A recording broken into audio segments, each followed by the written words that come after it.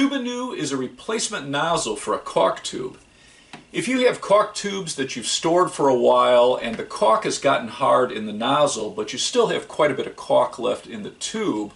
what you usually end up doing is trying to cut down the nozzle further so you can pull out that hard caulk, and what happens is you usually end up with an opening that's too large for your project.